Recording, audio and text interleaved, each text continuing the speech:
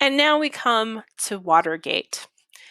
So remember, I said towards the beginning that Nixon will serve nearly 2 full terms in office. So Watergate is Nixon's undoing as president. So let's talk about how Watergate starts. So in 1972, when Nixon ran for re-election, he was running against George McGovern, who was a senator representing South Dakota running on an anti-war platform. Nixon also ran again against George Wallace, who ran an independent campaign for a second time, although he was forced to drop out after assassination attempt on his life. And Nixon wins the 1972 election with a landslide, winning 60% of the popular vote. However, a problem emerged during the 1972 election. Nixon long had trouble accepting differences of opinion. He frequently kept what he called an enemies list of people who disagreed with him or opposed him. And a group called CREEP, the Committee to Re-elect the President, formed to illegally raise millions of dollars for Nixon's re-election campaign in 1972 in violation of campaign finance law. What was more disturbing than this was the fact that CREEP operatives broke into the Watergate building in Washington, D.C. in June 1972 to install illegal eavesdropping equipment. The Democratic Party headquarters had offices in the Watergate building, and so these operatives were arrested for trying to install listening equipment. Nixon's administration paid hush money, misdirected investigation attempts as long as they could past the election until early 1973, when information about this started to become public. Both the court prosecution of the Watergate burglars and the Watergate Committee formed in Congress in May 1973 to investigate the break-in discovered in the course of their investigation that Nixon had a habit of recording conversations in the Oval Office through a series of voice-activated recordings. The Supreme Court unanimously ordered him to turn over the tapes as evidence in this ongoing case, trying to determine the extent to which Nixon had knowledge of this and was involved in this. And Nixon had argued executive privilege, and the Supreme Court rejected that justification. Nixon turned over tapes. However, it was very clear that he had edited them. At one point, there was an infamous 18-minute gap in the audio recording. The case of U.S. v. Nixon required Nixon to release all of the tapes, and the House of Representatives were contemplating impeachment charges. In particular, the House of Representatives were looking at 3 charges of impeachment: obstruction of justice, violation of constitutional liberties, and refusal to produce evidence.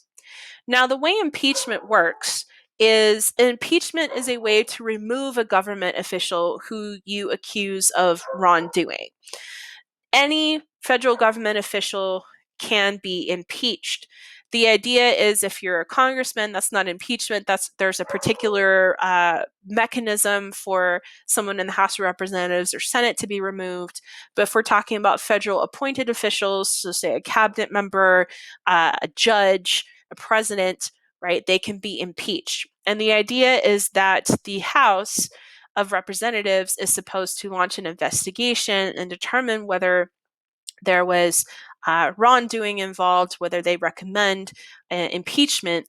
And then if an individual is impeached, then the second part of this is that they have to go on trial in the Senate. So impeachment does not automatically mean removal.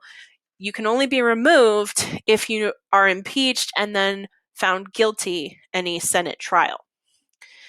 However, the political winds were indicating that Nixon would certainly be impeached, and if impeached, would likely be found guilty and removed by the Senate in the Senate trial.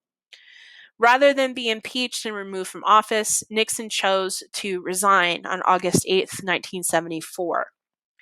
thus avoiding formal impeachment and avoiding criminal charges filed by the Senate, and therefore likely forced removal.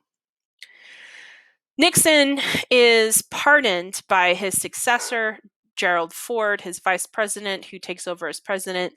And the pardon of Nixon by Ford was highly controversial, with a lot of people arguing that Nixon needed to be held accountable for these crimes. Now, Watergate does not only result in Nixon resigning from office, Watergate also has a ripple effect throughout the United States federal government. In particular, a lot of information coming out from the Watergate investigation led Congress to question the actions of the executive branch more broadly. Their Church Committee, formed in 1973 and led by Senator Frank Church, investigated the executive branch's use of the CIA to interfere in domestic policies of other nations' government, especially what had just happened in Chile.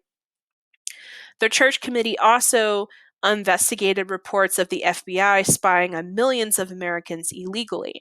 And these were things that had been taking place for years over multiple presidential administrations.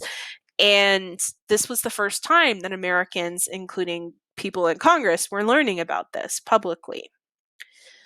As a result, a series of laws were passed by Congress to curb the power of the FBI and the CIA to conduct business without congressional oversight.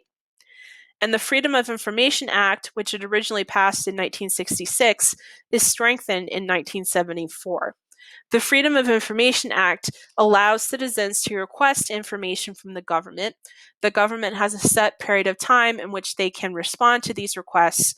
And if they deny you the information that you're asking, they have to give a certain justification. So, for example, if you want to request, say, information on what happened in Roswell, New Mexico in 1947, right? Let's say you're looking for information on alien encounters and UFOs, right? You can request that of the federal government. They have the right to deny you, but they have to give you a legit reason why. So let's say they decide, no, national security, we can't tell you, right? Like they have to give some justification. And if they can't justify based on the idea of national security or classification or otherwise, they do have to release the information. And this was designed to make government more transparent following the revelation of all of the secrecy that had been happening. Watergate also shifts America further towards conservatism. The downfall of Nixon, the first president ever to resign, the Church Committee finding decades of corruption and secrecy greatly weakened American faith in government. And it boosted arguments that freedom could best be ensured by limiting government power. We're going to talk more about this shift towards conservatism in American politics and how, with all good political movements, it starts small and works its way up when we come back next time. Until next time, I'm Dr. Esmacher.